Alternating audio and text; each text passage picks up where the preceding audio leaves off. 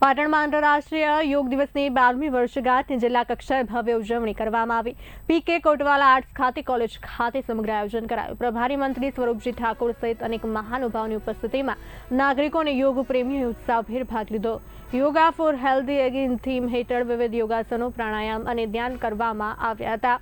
અધિકારીઓએ યોગને દૈનિક જીવનનો ભાગ બનાવવા અપીલ કરી। 21 જૂન યોગ દિવસ આજે સમગ્ર દુનિયાની અંદર યોગ દિવસ મનાવી રહ્યા છીએ અને જ્યારે 12મો યોગ દિવસ મનાવવા જઈ રહ્યા છે ત્યારે ખુશીનો દિવસ આજે છે કે આપણા વડાપ્રધાન શ્રી નરેન્દ્રભાઈ મોદી સાહેબ પણ સુશાસનના 12 વર્ષ પૂર્ણ કરી અને આજે સમગ્ર દેશની અંદર આજે 21 જૂનના યોગ દિવસ મનાવી રહ્યા છે। એ જ રીતે આજે પાટણ જિલ્લાની અંદર પણ અમે સૌ સાથે મળી અને યોગ દિવસ મનાવ્યો છે।